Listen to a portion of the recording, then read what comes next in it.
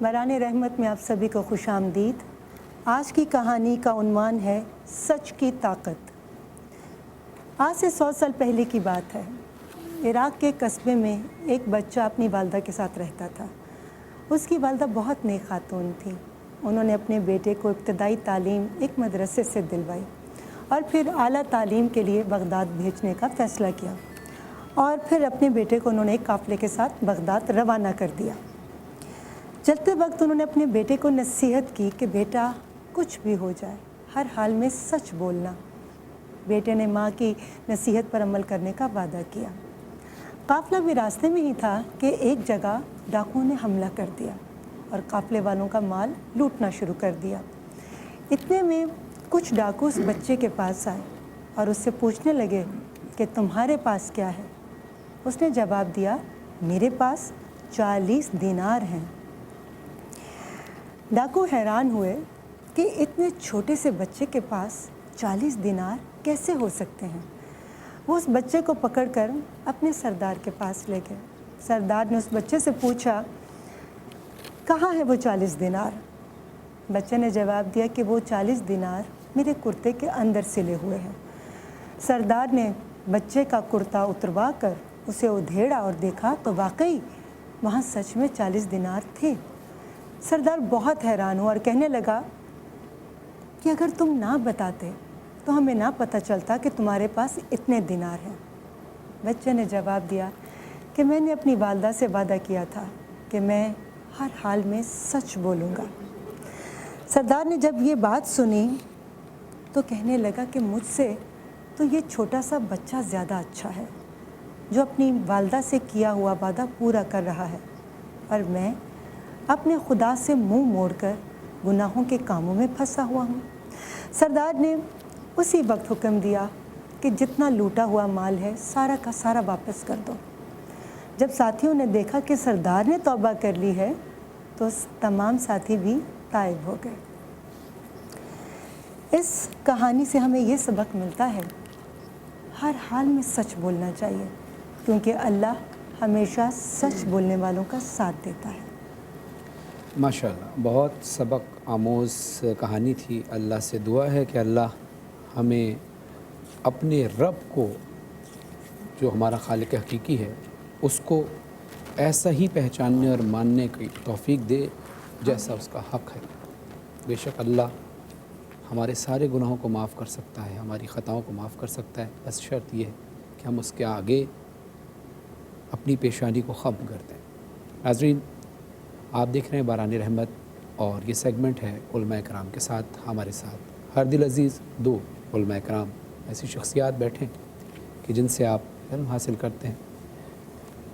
مفتی نور رحمانی صاحب، السلام علیکم۔ وعلیکم السلام۔ دوسری اہم شخصیت ہیں مولانا تقی مہدوی صاحب، السلام علیکم۔ وعلیکم السلام ورحمۃ اللہ۔ امید ہے آپ دونوں شخصیات بالکل خیر عافیت سے ہوں گی۔ میں چاہتا ہوں ہمیشہ کی طرح کہ ہم سب تو طالب علم کی حیثیت سے آپ کے سامنے بیٹھتے ہیں۔ ریما صاحبہ اور فرسٹ کوشچن وہ کرتی ہیں کہ لیڈیز فرسٹ، اور ان کو علم کی جستجو بھی ہے، تو میں چاہوں گا ریما صاحبہ۔ بہت بہت شکریہ فرحان، آپ ہمیشہ اعلیٰ ظرفی کا مظاہرہ کرتے ہیں، ورنہ جیسے میں کہتی ہوں کہ کوئی دوسرے کو آج کے دور میں موقع نہیں دیتا۔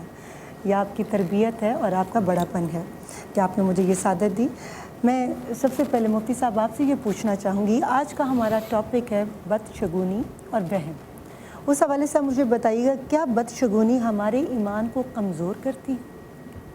نحمد و نصلی علی رسولہ الکریم، اما بعد، اعوذ باللہ من الشیطان الرجیم، بسم اللہ الرحمن الرحیم۔ تمام تعریفیں اللہ سبحانہ و تعالیٰ کے لیے، اور درود و سلام اللہ کے رسول، ہم سب کے آقا، ہم سب کے مولا، تاجدار مدینہ، تاجدار ختم نبوت حضور محمد مصطفیٰ صلی اللہ علیہ وآلہ وسلم۔ بہت اچھا سوال۔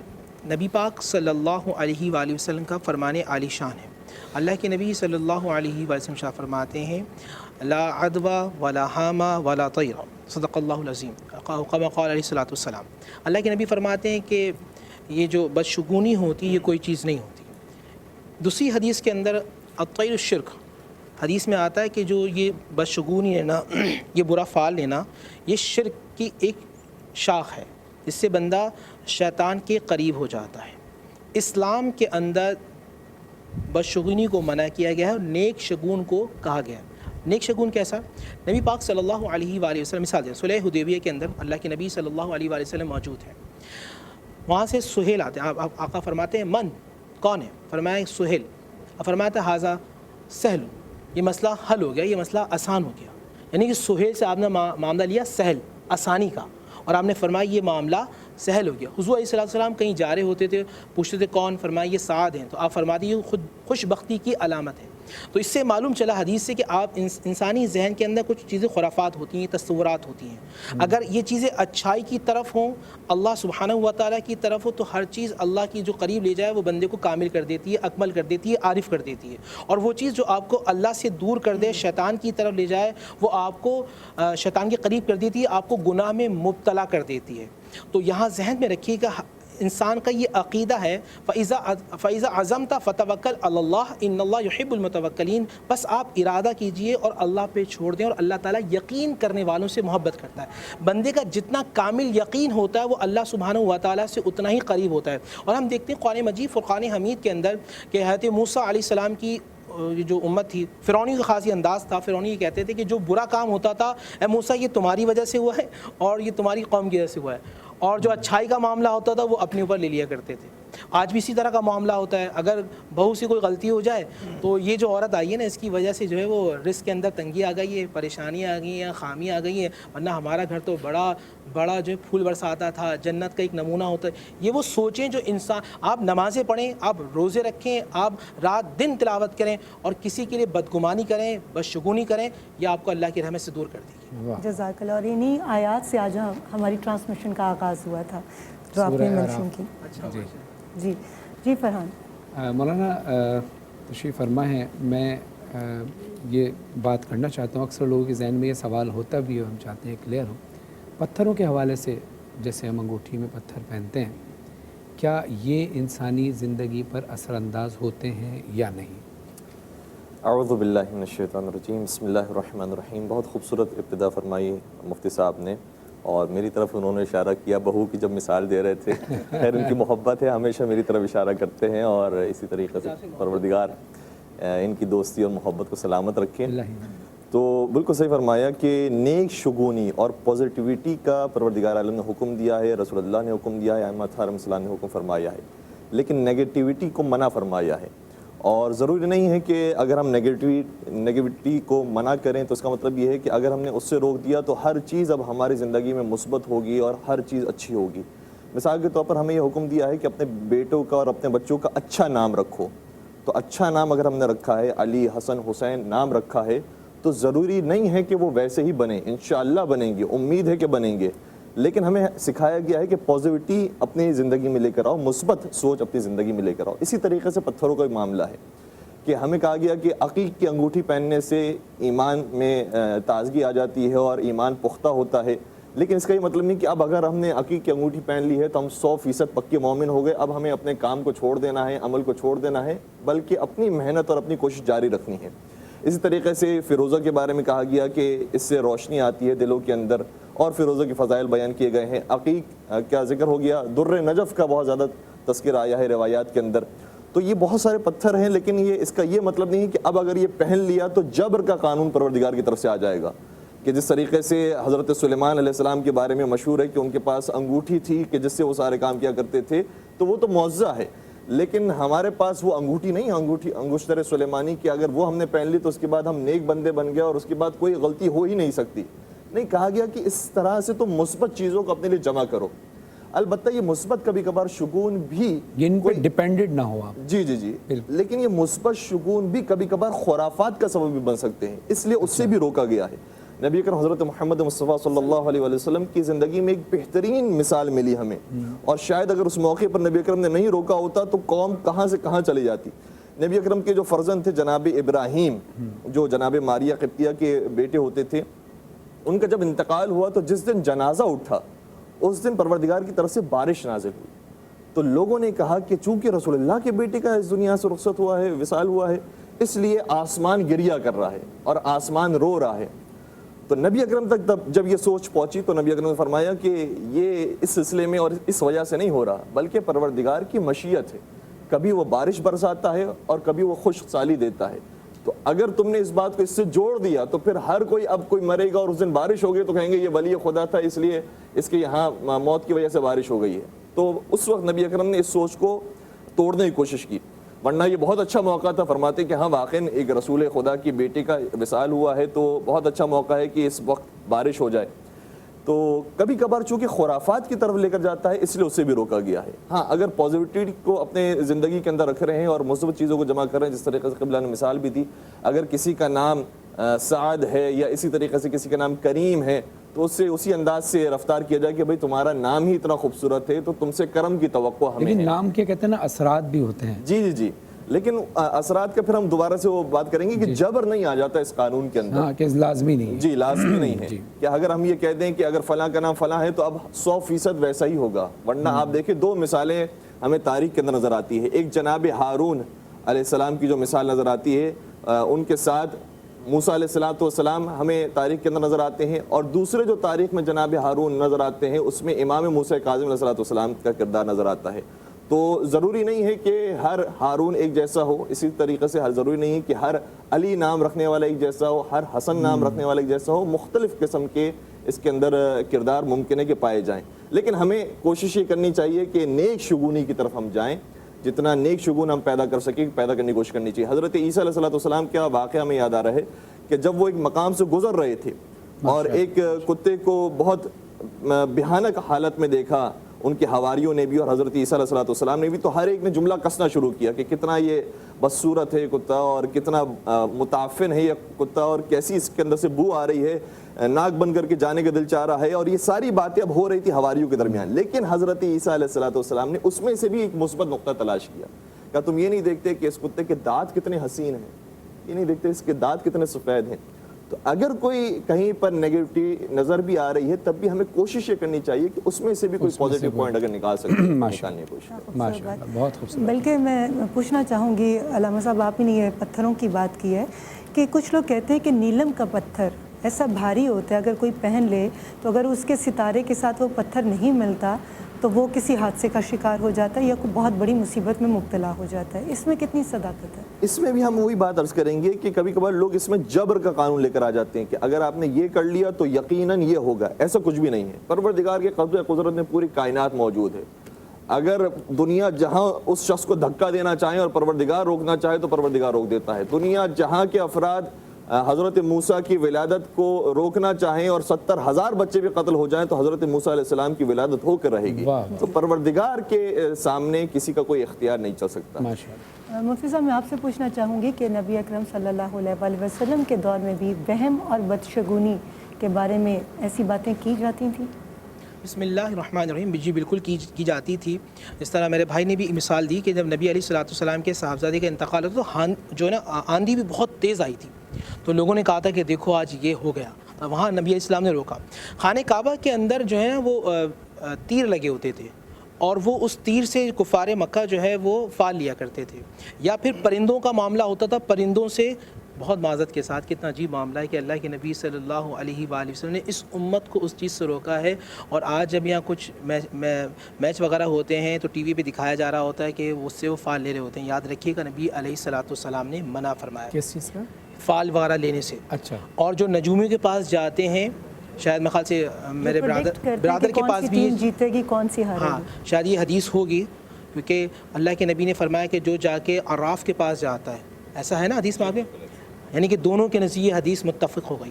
کیا حدیث ہے؟ لم تقبل. اللہ کے نبی فرماتا ہے کہ اس کی نماز 40 یوما, نماز 40 دن تک قبول نہیں ہوتی. کہ جو نجومیوں کے پاس جا کے پوچھ رہے ہوتے ہیں, ہاتھ دکھا رہے ہوتے ہیں کہ آپ بتائیے کہ ہماری آنے والی زندگی کیا ہے, جو اس پہ یقین کامل کر لے گا, اللہ کے نبی فرماتے ہیں 40 دن اس کی نماز قبول نہیں ہے, دعا قبول نہیں ہے. اگر موت ہو گئی تو کفر پہ موت ہے. کیونکہ اس سے مفتی صاحب جو پامسٹ ہیں ان کے پاس جو علم ہے تو پھر اس علم کو کیا نام دیں گے؟ دیکھیں جو ہمیں نبی علیہ السلام جس چیز سے ہمیں روک دیا, اب ہم وہاں ہم یہ نہیں کہہ سکتے نام چینج کر لیں. اس میں سوال یہ کہ وہ دکھانا بالکل منع ہے یا دکھانے کے بعد اس پر یقین کامل کر لینا؟ دیکھیں میں آپ کو ایک مثال دیتا ہوں. نبی علیہ السلام نے فرمایا کہ لا تقربوا الزنا, زنا کے قریب نہ جاؤ. یعنی کہ برائی سے جو برائی کی طرف جو راستہ جاتا ہے اللہ کے نبی صلی اللہ علیہ وآلہ وسلم نے اس راستے سے روک دیا. اب یہاں کرنے کی بات ہی نہیں. اچھا یعنی کہ برائی کی طرف جانے, کیونکہ اعتقاد, جس طرح میرے بھائی بھی بات کر رہے تھے نا, یہاں اعتقاد معاملہ آ جائے گا شیطان کی طرف. ہمیں اعتقاد رکھنا, یقین رکھنا ہے اللہ سبحانہ و تعالیٰ کی قدرت کاملہ کی طرف. ایک مسلمان کا ایمان یہ ہوتا ہے جو کچھ ہو جیسا کچھ ہے, بہترین معاملات جس کے ہاتھ میں وہ رب ذوالجلال ہیں, اور میرے زندگی کے بہترین معاملات اللہ تعالیٰ اچھے فرمائے. ماشاء اللہ ماشاء تھوڑی سی اگر ہمارے پاس وقت ہو تو اجازت وقفے کے بعد ہم یہی سے کنٹینیو کریں گے اگر آپ اجازت دیں تو ہم وقفہ لے لیتے ہیں, کیونکہ بات آپ کی بڑی جامع اور کامل ہوتی ہے, ہم چاہتے ہیں کہ وہ بیچ میں سے کٹ ہو جائے. ناظرین آتے ہیں مختصر سے وقفے کے بعد. آپ دیکھ رہے ہیں باران رحمت, presented by Surf Excel and Coca Cola, powered by آلپرس ٹینک اینڈ ڈالڈا. علماء کرام ہمارے ساتھ موجود ہیں, تھوڑی دیر بعد واپس آ رہے ہیں, کہیں نہیں جائیے گا.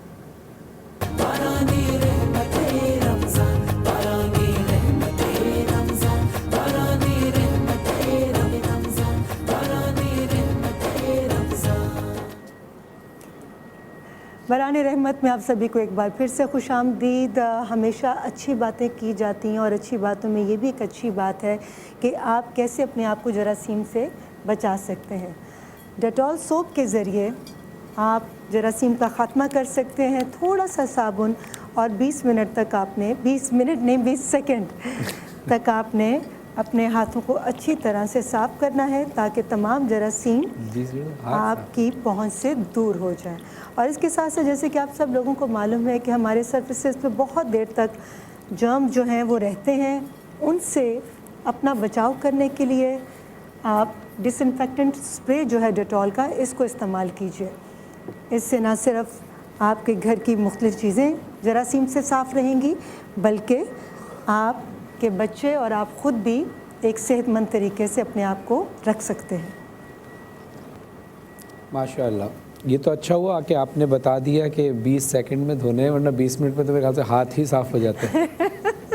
بران رحمت نے آپ کو خوش آمدید کہتے ہیں. ہمارے ساتھ علماء کرام موجود ہیں. ہماری گفتگو کا سلسلہ جاری و ساری اپنے موضوع پہ بات کرتے ہیں, بات کو وہیں سے کنٹینیو کرتے ہیں. مولانا تقی مہدوی صاحب, آپ اس حوالے سے کچھ ارشاد بھی فرما رہے تھے ہمارے موضوع کے حوالے سے. موضوع ہمارا آج کا میں بتاتا چلوں, بدشگونی یا بدگمانی یا وہم. بسم اللہ. جی, ہم یہ عرض کر رہے تھے کہ قبلہ نے بھی بات کی اور بہن نے بھی بات کی کہ صحیح ہے کہ اسلام نے کہا ہے کہ فعل نیک لی جائے, فعل بد نہ لی جائے. تو کچھ چیزیں ایسی ہیں کہ جو کیا فعل بد لینا اور فعل نیک لینا, وہ جبکہ ایک علم کی روشنی میں ہے, ایک ریسرچ کی روشنی میں, کیا وہ جائز نہیں ہے. جس طرح سے فارمیسی کا, بلکہ یہ کہنا چاہیے کہ ہاتھوں کو پڑھنے کا جو حوالہ دیا, اس میں چونکہ اگر یہ کسی علم کی بنیاد پر ہے اور یقین کی بنیاد پر ہے, جس طریقے سے سائنس یقین کی بنیاد پر ہے کہ آپ یہ کھائیں تو آپ کو اس سے فرق پڑے گا اور اس کا ایک ایفیکٹ ہے, لیکن اس کے اندر بھی پروردگار کے اوپر توکل باقی رہے گا, کیونکہ پروردگار ہے جو شفا دینے والا ہے, یا پروردگار ہے کہ جو مستقبل کو ہمارا سنوارنے والا ہے. تو وہاں پر اگر علم کی بنیاد پر کوئی بات کہہ رہا ہے تو اس کے پاس جانے میں حرج نہیں ہے. لیکن جو ہمارے یہاں پر جس طرح سے ایک بازار گرم ہو گیا ہے کہ ہر ایک کاغذات لے کر اور کارڈز لے کر بیٹھ گیا ہے, اور اس کے بعد بتاتے رہتے ہیں کہ اس کے بعد یہ ہوگا, اس کے بعد یہ ہوگا, اس کے بعد یہ ہوگا, تو اس طرح سے اعتقاد کے ساتھ جانا ٹھیک نہیں ہے. ہاں, اگر کوئی شخص تفریح میں چلا جاتا ہے اور دیکھنے کے لیے کہ چلیں بھائی آج یہ کیا کہتے ہیں, لیکن اس کے اوپر یقین نہیں ہے, تو شرعی اعتبار سے اگر یقین نہ ہو تو پھر کوئی حرج نہیں ہے اگر یقین نہ ہو. لیکن جس طرح سے مفتی صاحب نے کہا کہ اگر ایمان کامل کے ساتھ, اعتقاد کے ساتھ جا رہے ہیں کہ جو یہ کہہ رہا ہے ویسے ہی ہونے والا ہے, تو پھر وہ جائز نہیں. اچھا, ایک چیز تو یہ تو ڈاکٹرز کے ساتھ بھی ہوتا ہے نا کہ ایک ڈاکٹر ہے وہ بہت اچھا ڈاکٹر ہے, لیکن اس کے پاس بہت سارے مریض آتے ہیں, لیکن ضروری نہیں کہ ہر مریض ہی اس سے شفا یاب ہو. بالکل ایسے ہمیں وہاں بھی یہ دعا کرنی چاہیے کہ اے اللہ ہمیں شفا دے. ہاں بالکل, اعتقاد تو صرف اللہ کی ذات پر ہے اور باقی کی ذات. جی, آپ سے بات کریں. مفتی صاحب, بہت ہی سادہ سوال لیکن اس میں بہت گہرائی ہے, اور مگر آپ کا جواب, گہرا جواب سادہ الفاظ میں مجھے چاہیے. ہم سب کو معلوم ہے کہ اللہ ہے, لیکن اللہ کی ذات پر یقین کیسے پختہ ہو ہمارا؟ بسم اللہ الرحمن الرحیم. دیکھیں, یقین کامل کے لیے آپ کو قرآن مجید فرقان حمید کو سمجھنا ہوگا. میں آپ کو مثال دیتا ہوں. بھائی, امریکن پاپ سنگر تھا یوسف, مسلمان ہو گیا. کسی نے اس سے پوچھا کہ آپ تو ایک بہت بڑے نامور آدمی تھے, آپ مسلمان ہو گئے, کیا وجہ بنی؟ کہنے کا مجھے پڑھنے کا بڑا شوق تھا. تو میرے بھائی ایجپٹ جا رہے تھے, میں نے ان سے کہا کہ ایک کتاب لے کے آئیے گا.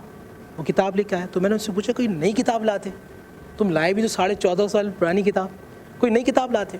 اس نے کہا تم پڑھو تو صحیح. کہا جب میں نے سورہ فاتحہ پڑھی تو مجھے ایسا لگا کہ محمد کا رب مجھ سے باتیں کر رہا ہے. واہ. جب آپ قرآن مجید فرقان حمید، اب ہماری کیا ہوتا ہے مشکل آ جائے کسی کے پاس چلے گئے، اور میں ہاتھ جوڑتا ہوں لوگوں سے کہ جو غلط قسم کے عامل ہوتے ہیں، عالم نہیں، جملہ سنیے گا، عامل، جو رنگ برنگے جھنڈے لگا کے بیٹھے ہوئے ہوتے ہیں، عامل، ان کے پاس جا رہے ہوتے ہیں اور وہاں جا کے ایمان خراب کر رہے تو ان کے پاس جائیں. علماء کے پاس جائیں، علماء سے اپنے معاملات کو حل کریں. علماء، عالم دین، عالم بعمل کے پاس جائیں. اب قرآن مجید فرقان حمید کی آیت ہے، اولم یروا الی الطیر فوقہم صافات یقبضن ما یمسکن الرحمن، کیا تم اڑتے ہوئے پرندوں کو نہیں دیکھتے جو ہوائے بسیط میں اپنے پروں کھول دیتا؟ کون ہے جو اسے گرنے نہیں دیتا؟ الا هو الرحمن. جب رحمان پرندے کو گرنے نہیں دیتا، آپ تو اشرف المخلوقات ہیں، آپ وہ کیسے گرنے دے گا؟ جب آپ کا کامل یقین ہوگا، آپ قرآن مجید فرقان حمید کی کوئی بھی صورت پڑھیں. میں یہاں لوگوں سے کہتا ہوں آپ قرآن مجید فرقان حمید پورا قرآن ختم نہ کریں اس رمضان میں، آپ 10 سپارے بھی ختم نہ کریں، آپ ایک سپارہ سمجھ کر پڑھیں، آپ سورہ بقرہ سمجھ کر پڑھیں. جب قرآن کی ایک آیت آپ کے دل میں آئے گی، لا یکلف اللہ نفسا الا وسعہا، کہ اللہ سبحانہ و تعالیٰ، میں جس چیز کا مکلف نہیں ہوں مجھے اس پہ زیادہ پریشر ڈال ہی نہیں سکتے. پروردگار عالم جانتے ہیں، اور اگر یہ پریشانیاں، آزمائشیں، تکلیفیں ہیں، اب میں صبر کروں گا تو جنت مجھ سے دور نہیں ہے، میں جنت کے قریب ہو جاؤں گا. میں شکر کروں گا تو اللہ سبحانہ و تعالیٰ کی رحمتیں مجھ پر اور زیادہ آئیں گی. ہمارا مسئلہ سب سے بڑا یہ ہے کہ ہم قرآن مجید فرقان حمید کو سمجھ کر نہیں پڑھتے. ہم دنوں کو مناتے ہیں، جیسے کل کا دن ہے بی بی خدیجہ رضی اللہ تعالیٰ عنہ کا. بہت بڑا المیہ یہ ہوتا ہے ان شخصیات کے ساتھ، ہم ان کے دنوں کو مناتے ہیں، اپناتے نہیں. ان کی سیرتوں کو اپنا لیں، قرآن مجید فرقان حمید کو اپنا لیں تو ہم اللہ سبحانہ و تعالیٰ کے قریب ہو جائیں گے. اور پھر یہ جو زمین ہے، پہاڑوں کو دیکھیں، دریا کو دیکھیں، سمندر کو دیکھیں. قرآن مجید فرقان حمید میں رب ذوالجلال بار بار شاہ فرماتا ہے، کیا تم پہاڑوں کو نہیں دیکھتے، کیا تم سمندروں کو نہیں دیکھتے، کہ تم دریا کی روانی کو نہیں دیکھتے. انسان میں اکڑ آتی ہے تو اکڑ میں کیا ہوتا ہے؟ سینہ چوڑا ہوتا ہے، گردن میں سریا آ جاتا ہے.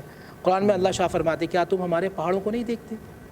ان سے کہہ دو کہ یہ کیا پہاڑ جتنے بلند ہو سکتے ہیں؟ کیا یہ زمین جتنی وسعت لا سکتے ہیں؟ نہیں لا سکتے. تو پھر آپ کس چیز؟ یہاں پر مفتی صاحب میں کہنا چاہوں گی ایک طالب علم کی حیثیت سے کہ رب العزت کے قد کا اسی بات سے، اس کے لا شریک ہونے کا اسی بات سے اندازہ لگا لے، پوری دنیا کے ایک اندیکھے وائرس جس کو کوئی دیکھ نہیں سکتا، وہ کہاں سے آ گیا، اور اس نے پوری دنیا کو بتا دیا کہ ایک طاقت ایسی ہے جو کسی وقت بھی، کسی لمحہ بھی کچھ بھی کر سکتی ہے. بالکل. دیکھیں نا، میں یہاں پر میں پھر کہوں گا کہ علماء کرام ہیں، سبق سنانے کی حیثیت سے اللہ کے ہونے کی دلیل محمد و آل محمد نے بڑے خوبصورت انداز سے دی ہے. رسول خدا کون ہے؟ جن کے لیے ساری کائنات بنی لیکن پتھر کھا رہے ہیں. کوئی سوال کرے کہ آپ کے پاس تو سارے اختیارات ہیں، پھر آپ پتھر کیوں کھا رہے ہیں؟ جواب آئے گا، اس کی مرضی کی خاطر. پھر کربلا کے میدان میں امام حسین اپنی بیٹی فاطمہ سکینہ سلام اللہ علیہ سے کہتے ہیں پانی چاہیے، زمین پہ ٹھوکر ماری، پانی نکل گیا. پانی تو تم پی لو گی لیکن اللہ کے لیے ہمیں صبر کرنا ہے، پانی پینا نہیں ہے. سوال کیا جائے کہ مولا آپ کے پاس تو اختیار تھا، پھر پیاسے کیوں رہے؟ جواب آئے گا کہ کوئی ہے جس کی رضا کے لیے ہم کر رہے ہیں. دربار شام میں امام سید سجاد نے اپنی ہتھکڑیوں بیڑیوں کو ایسے توڑ دیا اور کہا کہ ہمیں مجبور مت سمجھو. سوال کیا گیا کہ آپ کے پاس تو اتنی طاقت ہے، پھر زنجیروں میں کیوں جکڑے؟ جواب آئے گا کہ کوئی رب ہے جس کے لیے ہم یہ سب کچھ کریں. کیونکہ طاقتور چیز صرف طاقت جو ہے نا وہ صرف اللہ کی ہے. دنیا کسی بھی طاقتور چیز کے آگے اس کو خدا بنانے کی کوشش کرنے لگتی ہے. تو میں سمجھتا ہوں کہ ہم اگر اللہ توکل ہو جائیں، اللہ پر ہمارا ایمان ہو جائے تو انشاءاللہ کوئی تو ہے جو نظام ہستی چلا رہا ہے، وہی خدا ہے. دکھائی بھی نہ دے، نظر بھی جو آ رہا ہے وہی خدا ہے. علامہ صاحب آپ سے میرا سوال ہے کہ حدیث کے مطابق شرک ناقابل معافی گناہ ہے، تو کیا بدشگونی جیسے جس کو شرک بھی کہا جا سکتا ہے، اس کو بھی اللہ تعالیٰ کبھی معاف نہیں کرے گا جو ایسا شرک کرے گا؟ بسم اللہ الرحمن الرحیم. یقیناً شرک کے بارے میں آیت کریمہ موجود ہے اور بہت ساری چیزوں کو تشبیہ دی جاتی ہے تاکہ اس کی شدت کا اندازہ ہو کہ دیکھو یہ کتنا برا فعل ہے. جس طرح سے حدیث پاک کے اندر آتا ہے کہ الغیبۃ اشد من الزنا، یعنی غیبت کرنا زنا سے زیادہ شدید گناہ ہے. لیکن یہاں پر تشبیہ دی جا رہی ہے، کوئی یہ نہ سمجھے کہ غیبت کوئی معمولی گناہ ہے، اس سے کیا فرق پڑتا ہے، ہم تو دسیوں کی غیبت کر لیتے. کہا نہیں، یہ چھوٹا گناہ نہیں، یہ بہت بڑا گناہ ہے. اسی طرح سے بدشگونی اور فعل بد یہ کچھ چھوٹا گناہ نہیں ہے. ہم پروردگار کے اوپر سے اپنا توکل ہٹا کر کسی بندے کے پاس جا کر کہہ رہے ہوتے ہیں کہ تم مجھے بتاؤ کہ میری تقدیر میں کیا لکھا ہوا ہے, تم مجھے بتاؤ کہ میرے آئندہ کیا ہونے والا ہے. تو چونکہ پروردگار کے اوپر سے توکل اٹھ رہا ہوتا ہے تو اس چیز کو چھوٹی چیز نہ سمجھیں کہ ہم نے پروردگار کو کھو دیا. یہ بہت بڑا جرم ہے کہ جو ہم کرنے کے لیے جا رہے ہوتے ہیں. اور جو ابھی یقین کی بات آئی ہے, ماشاءاللہ سے اچھی گفتگو ہوئی ہے اس کے اوپر. ہم یہ سوچ رہے تھے اور جان رہے تھے کہ یقین جو ہے وہ ہر انسان کے اندر موجود ہے کہ پروردگار ہے, پروردگار پالنے والا ہے, دینے والا ہے, لیکن دنیا کی رنگینیاں اس یقین کو مدھم کر دیتی ہیں اور اس کو یقین کو بھلانے کا سبب بن جاتی ہے. حتیٰ شیطان جو 100% جانتا ہے کہ پروردگار ہے, وجود ہے, اس کا حکم ہے, لیکن اس کے باوجود اطاعت کے مرحلے میں پیچھے رہ جاتا ہے اور یہ سمجھتا ہے کہ میں نے کچھ کر لیا ہے. اسی طرح سے ہمارے بھی معاملات ہیں. کبھی کبھار پروردگار کچھ مشکلات لے کر آتا ہے اور اس مشکلات سے نکال کر بتاتا ہے کہ دیکھو تم تو نہیں نکل سکتے تھے, میں نے تمہیں نکال کر بتا دیا. تو یقین تو ہمارا اس وقت آ جاتا ہے, لیکن یہ دنیا کی رنگینیاں دوبارہ سے انسان کو زائل کر دیتی ہیں اور شیطان کے راستے کی طرف لگا دیتی ہیں. تو سب سے زیادہ اہم ذمہ داری ہماری یہ ہوتی ہے کہ جو یقین آ گیا ہے اس یقین کو پختہ رکھیں اور جاری رکھیں. اسی لیے قرآن کریم کی آیت یہ ہے کہ وَاعْبُدْ رَبَّكَ حَتَّى يَأْتِيَكَ الْيَقِينُ, کہ اپنے رب کی پرستش کرتے رہو, اسی کے راستے پر چلتے رہو یہاں تک کہ وہ تمہیں یقین تک پہنچے. سبحان اللہ, سبحان اللہ. ناظرین, اب وقت ہوا ہے مختصر وقفے کا. باران رحمت presented by Coca Cola and Surf Excel and powered by آلپرس ٹینک اینڈ ڈالڈا. ہم آتے ہیں افطار کے فوراً بعد, کہیں نہیں جائیے گا. ابھی علماء کرام کا سلسلہ گفتگو کا جاری و ساری ہے.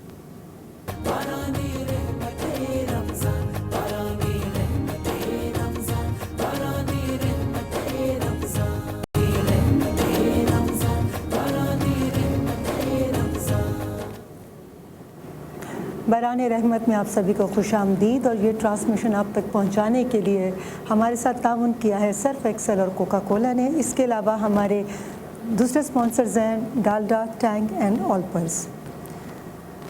اور علماء کرام ہمارے ساتھ. زمانہ بڑے شوق سے سن رہا تھا, ہم ہی سو گئے داستاں کہتے کہتے.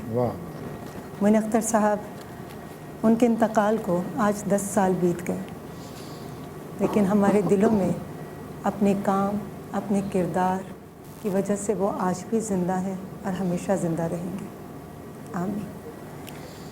آمین. ماشاءاللہ علماء کرام بھی ہمارے ساتھ موجود ہیں اور ہمارا موضوع تو یہ رہا, اور کل بھی انشاءاللہ ایک نئے موضوع کے ساتھ آئیں گے. لیکن چونکہ اب ہماری جو رمضان ہے, یہ رمضان کی شب تبدیل ہو چکی, ہم نے افطار کر لیا ہے 10 رمضان, یعنی بی بی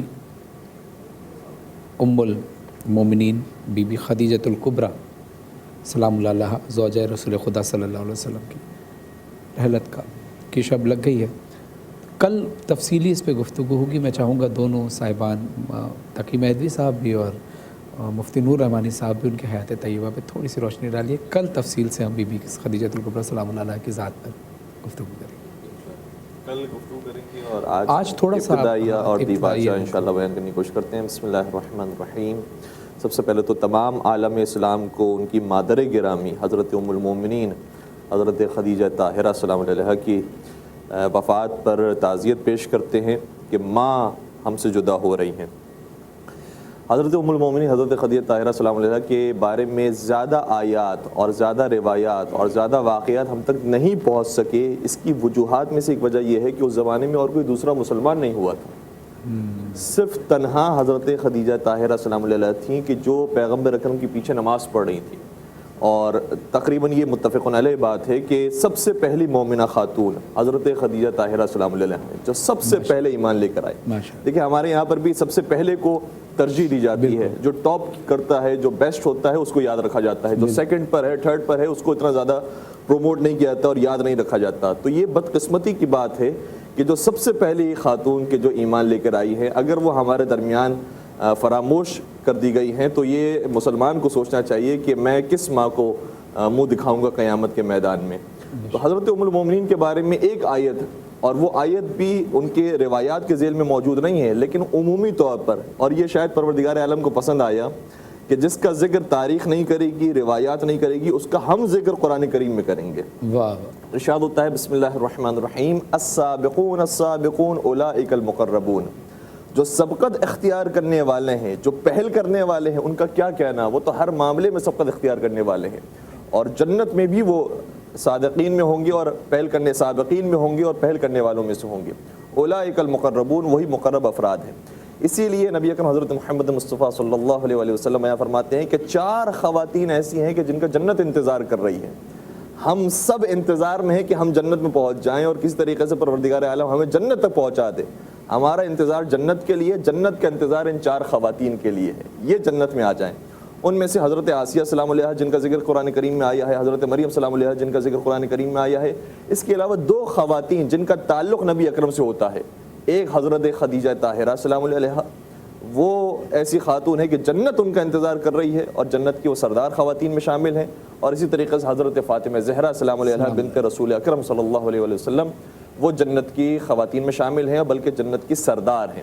اس کے علاوہ اگر ہم دیکھیں حضرت خدیجہ طاہرہ سلام علیہا نہ صرف یہ کہ ام المومنین کا لقب پایا ہے، بلکہ ام الائمہ کا لقب بھی پایا ہے، کیونکہ نسل رسول اکرم جو آگے بڑھی ہے، جو جانشین رسول اکرم صلی اللہ علیہ وسلم اور اوصیاء کرام آگے بڑھے ہیں، بالکل ان سب کی مادر گرامی بھی حضرت فاطمہ حضرت خدیجہ طاہرہ سلام علیہ ہے، بلکہ سورہ کوثر کی ماں ام کوثر بھی حضرت خدیجہ طاہرہ سلام علیہ ہے۔ اور اگر میں جملوں کو تبدیل کر دوں تو گویا یہ ہوگا کہ دنیا جہاں کی ساری عورتوں کی جنت حضرت فاطمہ زہرا کے قدموں میں ہے، اور خود حضرت فاطمہ زہرا کی جنت اپنی مادر گرامی حضرت خدیجہ طاہرہ سلام علیہ کے قدموں میں ہے۔ واہ واہ ماشاء اللہ۔ اور ہم بھی تمام عالم اسلام کو ہدیہ تعزیت پیش کرتے ہیں جناب خدیجۃ الکبریٰ ام المومنین بی بی خدیجۃ الکبریٰ سلام اللہ علیہا زوجہ رسول خدا صلی اللہ علیہ وسلم کی پردہ فرمانے پر۔ اور میں چاہوں گا مفتی نور رحمانی صاحب آپ بھی بی بی کی حیات طیبہ پہ کچھ روشنی ڈالیں۔ بسم اللہ الرحمن الرحیم۔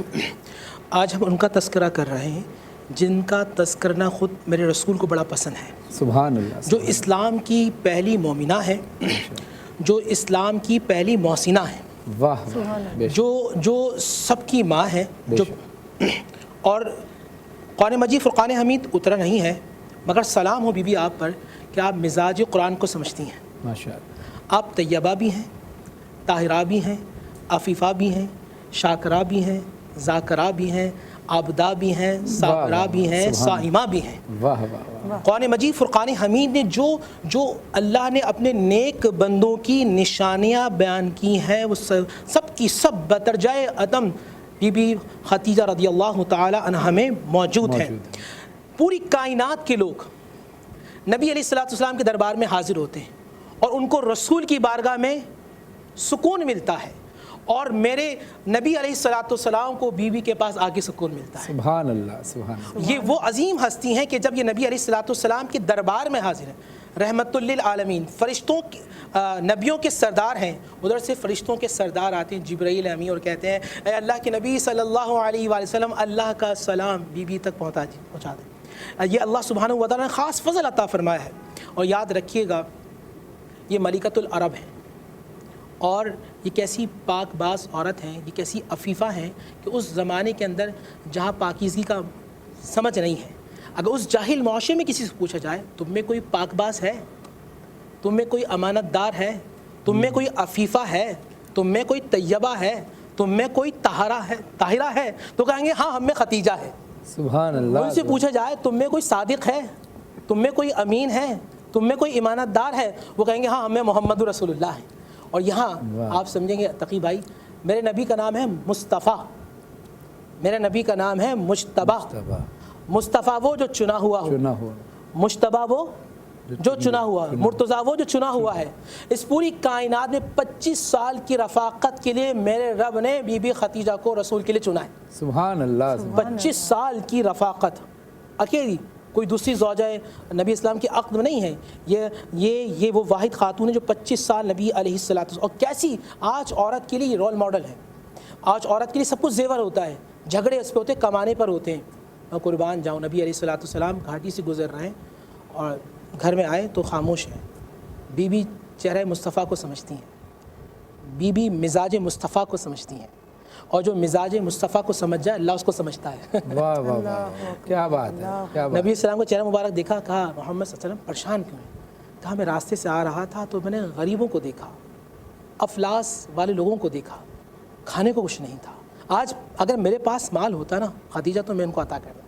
جائیے محمد آپ تمام عمرا کو بلا کے لے کے آئیے. تاریخ میں یہ کہ نبی اسلام جب بلانے گئے تمام عمرا کو تو بی بی خدیجہ سونے کی اشرفیاں اس طرح کھڑی کر دی تھیں, ایک پہاڑ کہہ لیں چھوٹا سا, کہ نبی اسلام جب تشریف لائے تو آقا اسلام کا جسم مبارک اس سے چھپ گیا تھا, اور آپ نے کہا اے لوگو تم گواہ ہو جاؤ میں نے سب کچھ اپنا مال محمد پر فدا کر دیا ہے. سبحان یہ وہ تربیت تھی, یہ وہ انداز تھا جو بی بی فاطمہ میں آیا.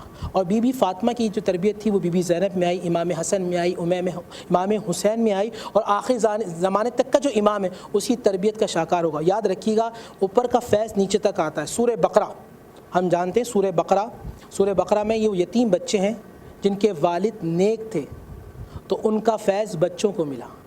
تو بی بی خدیجہ کی تربیت سے کہ آخری زمانے تک جو سید ہوگا فیض حاصل کرتا رہے گا. ماشاءاللہ ماشاءاللہ, کیا خوبصورت بات. کیا خوبصورت بات. ناظرین یہاں پر اب ہماری ٹرانسمیشن کا اختتام کا وقت ہوا ہے, لیکن اس سے پہلے ہم ہمارے جو قوال ہیں طاہر علی اور ماہر علی ان کی طرف بھی چلیں گے. لیکن آپ کل ہماری ٹرانسمیشن ضرور دیکھیے گا, اور ہمارا یوٹیوب چینل سید فرحان علی وارث کو سبسکرائب ضرور کیجیے.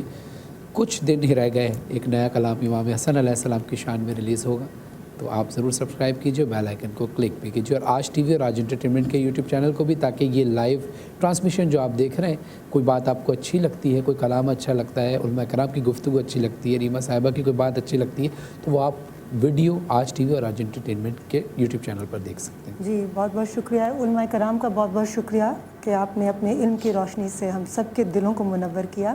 اور آج کا ہمارا ٹاپک تھا وہم بدشگونی. اس کے حوالے سے ایک خوبصورت سی حدیث, نبی اکرم صلی اللہ علیہ وآلہ وسلم فرماتے ہیں کہ میری امت کے 70,000 لوگ بغیر حساب کے جنت میں داخل ہو جائیں گے. یہ وہ لوگ ہوں گے جو جھاڑ پھونک نہیں کرواتے, بدشگنی نہیں لیتے, اور صرف اپنے رب پر بھروسہ رکھتے ہیں.